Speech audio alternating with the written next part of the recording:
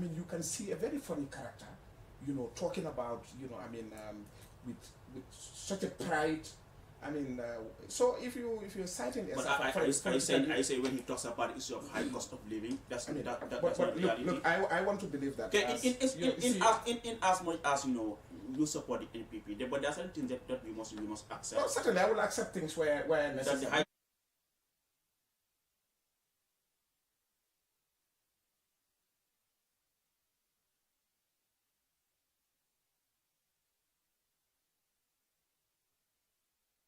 So you see, these are things that we have to be very realistic about.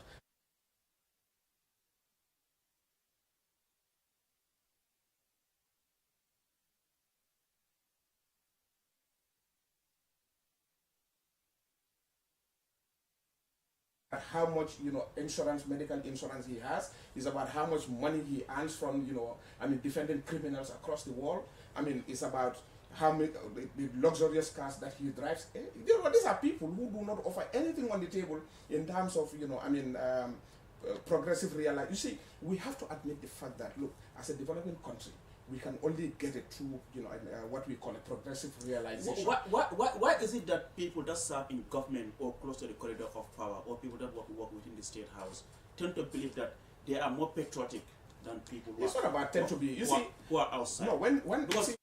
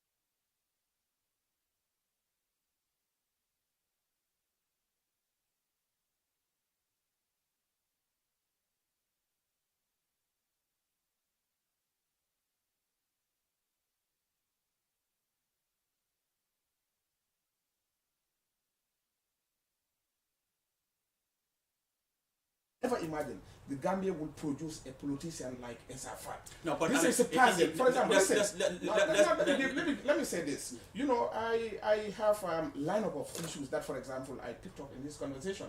And because we need to tell Gambian people that they have to listen to serious people. They have to listen to people who care about them. They have to listen to people who were ready, who were with them in the difficult moments.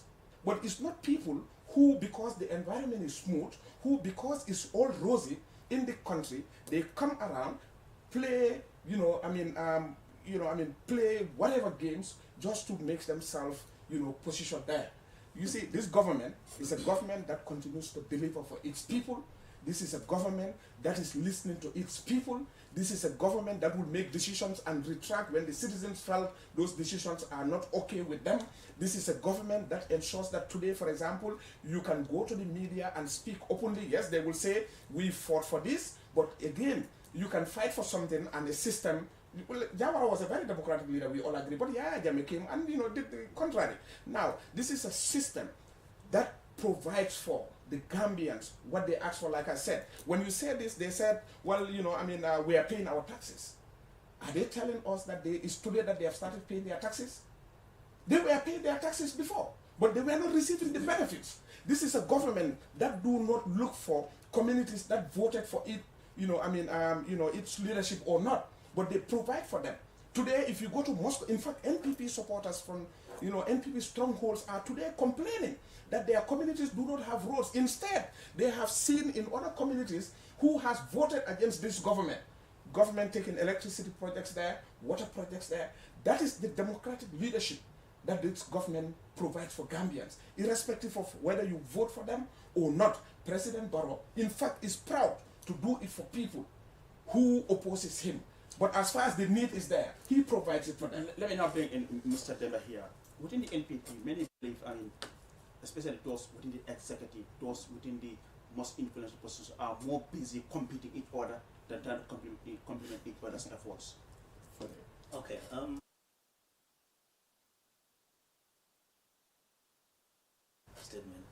I want to just add on to what he was trying to portray, because I have this strong conviction that the opposition, or the opposition in general in the Gambia, are reactionary oppositions. Very reactionary. I mean, if you are in a position, don't get me wrong, oppositions are very important. But if I was an opposition leader today, I would have sort of opposed certain government policies and present my alternative policy on the table. They have no But alternative. what we are witnessing is reactionary politics. I mean, they come up, it's easy, you know, that's an easy way to Yes, keep absolutely. out in politics. Absolutely. If you are against a particular government policy, put your alternative policy on the table. Let people compare and contrast. But this is not the case in the Gambian politics. Gambian oppositions are reactionary politicians. This is what I see. And Gambians are sick and tired of those type of policy, politics. If you want to gain weight in this country of today, we are not in the 80s. We are not even in Jammeh's era anymore. You have to come up with sound policies as consider it. Else, what they are doing is a cheap way of opposing. How about Coming the up with competition claims that they within the cannot party, justify? people competing to remain relevant? Yes, that is an opinion. As far as I'm concerned, To the you know, extent that we are seeing people are accusing some members of trying to play that divide and rule within the party. They have their own kabudu or some people that they yes, like I said, in every even within our inner families, there is bound to be skirmishes here and there. That is based on who you affiliate with. That does not necessarily sort of an impact on the structural formation of NPP as a party. What we have this collective objective of a party, and individual differences does not impact that, as far as I'm concerned. So opinions will always differ when it comes to matters like this. Kabudis are inevitable. But what is important, and this is what I'm seeing at an NPP executive level, it is not sort of stopping the party from pursuing its policies. But individual politicians will come up with their opinions. You know, at the time when I was appointed as the deputy head of mission in Spain prior to taking oath, you know, there was these skirmishes within the diaspora. People took that as NPP is finished. This is a matter that was a diaspora-based matter, and we were able to resolve around it and move on. But you cannot take those individual skirmishes as a yardstick to measure whether NPP as a party is broken or not. It is not. As far as I'm concerned, the particular matter you raise is an individual opinion. Like I said, opposition in this country are desperate to throw more at the ruling party. In anyhow there, those individual differences, they will take it and turn it as a party matter, when in actual fact, it is not, as far as I'm concerned. Okay, how do you react to the allegation that NPP is using state resources to run its activities? Well, You currently have regional bureaus everywhere. Just on Saturday, you inaugurated one in Banjul. yes. Vehicles from everywhere. Well, government account and bring evidence that we are using state resources. What's your source of funding, NPP? Well, I mean, I mean, I'm sure you covered our Congress. You know, I mean, NPP, every single activity NPP is involved in fundraising, and this is not hidden. And I can show you evidence of our fundraising letters. Our diaspora is supporting our programs. There are people who believe in, you know, NPP and is supporting.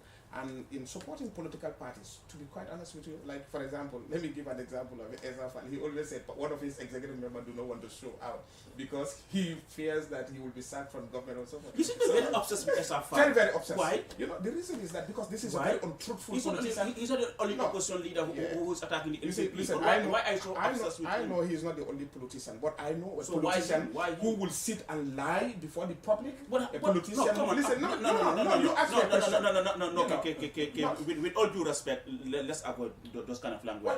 What a lie? No. Okay, Let's well, avoid okay. that, please, If that meets your standard, then I Please, wouldn't say. please, please, But let me please, say please, this. please. But this is a politician who is very misleading in everything that he says. This is a politician who never attacks policies and programs, but presents unrealistic propositions. He brings in issues that really cannot be attained. Like he said, they are very reactionary. But again, also, like for example, Usaino Dabo in his last interview with you said, I find it very interesting. A credible opposition party went on a countrywide tour and was asked this question. How does it feel? And he was like, this was a tour of defection. I cannot But really. that's their belief. I cannot. No, what I'm saying is That's that their belief. That they had people who came out to No, you see, defect to the UDP. President Barrow went on the Meet the People's Talk. NPP doing it. Yeah, He said, we have this number of people. But trust me, Ali, trust me, I found even me. Just last week, I saw you said one from GDC has joined the NPP. In fact, as soon as Saturday, a very prominent supporter of the UDP or somebody who aligns very well with UDP, very influential defection. But I'm saying, for example, as a policy matter, what we're doing here is that as a party and a party in the government, we are very open to have our policies scrutinized. But let's say, for example, a whole party leader goes on a countrywide tour and the question was put to you, the best that you could give that and was describe the tour. How do you describe the tour? It was a tour of defection. I mean, I found that to be really very, very lively. Mr. Demba, okay, yes. let me just bring in Mr. Demba. As an NPP diaspora, how do you collaborate with those on the ground? Yes, you raised a very to who funds NPP. I mean, we the party members fund our party. I mean, last January, I think the fundraising that the diaspora came down to do in the Gambia, everyone was aware of something. It is through these things that we do. We contribute our money to support the party from the diaspora base. The membership card. Fundraising activities. Our membership card. Membership cards are on the shelves, and everybody, it is projected that's going to make a lot of millions. Up to date, we couldn't even supply. Exactly. And then financially, we have during the Congress, the state of the party's finance is intact. We are comfortable. So this is what it takes. It's members who are funding NPP. And in regards to using state resources, I would strongly disagree with that. Absolutely. I mean, starting from the president, any political event, you will see that the official car is not what he uses, but rather NPP vehicles. Absolutely. His party activities are always separated from the presidential functions. We all attestation. We can. In fact, for any official, even appointed in government, absolutely, that's the policy of the president, the party leader, and secretary general. For every function of the party, you cannot use the state resources. Or maybe we might have associates who are funding the NPP in with the expectation that they might get government contracts. Is that possible? Well. Is that also the case? That may remain an opinion still. It may still remain an opinion. I don't think there is any evidence to show. There's no evidence. But however, and then what I am aware of is like the diaspora base, most especially because you see the NPP diaspora has 3 categories, right? And because we're running out of time. Yes, we have the professional based NPP diasporians, which are in individual sort of and we have the ordinary diaspora members, and we have, like I said, those who are on the ground. They are supportive. You term them as dormant politicians, but their support in finance and everything is very important. So the diaspora, the NPP diaspora and professional diaspora, these things, they are very, very active when it comes to contributing from their own resources to fund the party. We all do that, including myself. And in addition, in fact, just to say, for example, all our National Assembly members, every end of month, they are contributing. All our members, most of our members who are employed, are contributing something towards the party, almost on a monthly basis.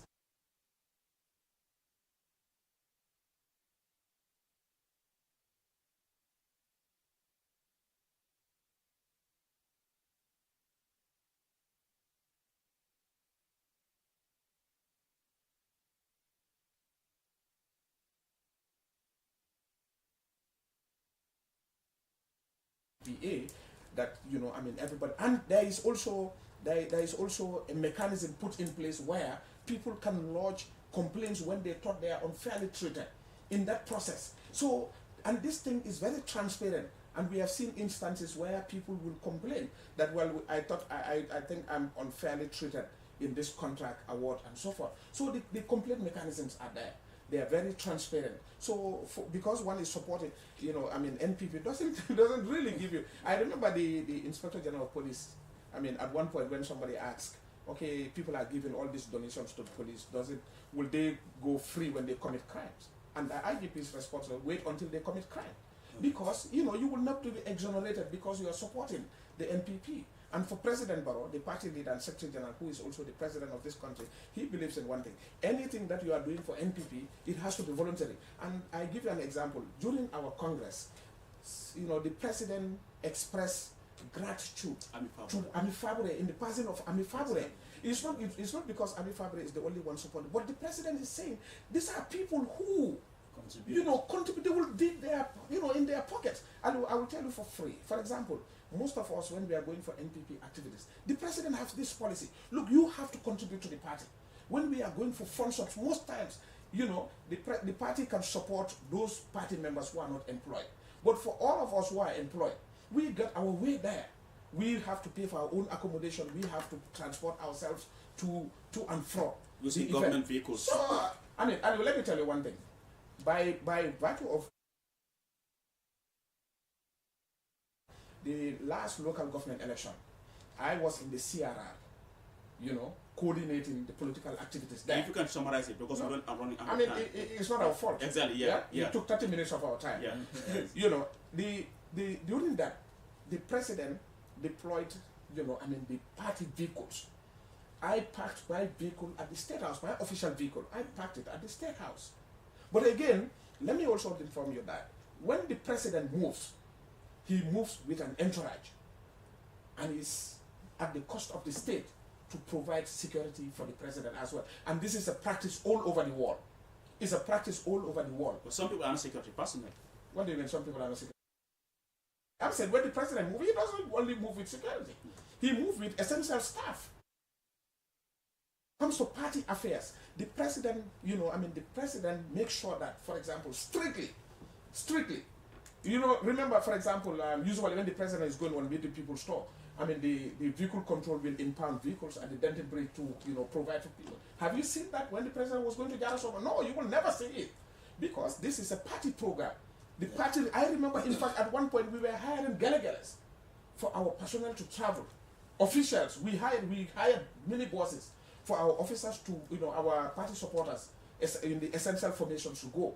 So it's not true, and it's not in our practice to use state resources. If the president's movement is what they refer to as state resources, any other president that comes here, if you are traveling to Basse on your party function, it is the state's commitment to facilitate the movements of the president, and it will be. It's quite interesting. Like you said, it's quite interesting. Unfortunately, we lost almost 20 minutes into the program because of some technical issues. So, but I'm sure, you know, we will come back here for another discussion. I don't know whether Mr. Temba will be in town by then, but then, you know, you can always join us, via video link. Technology has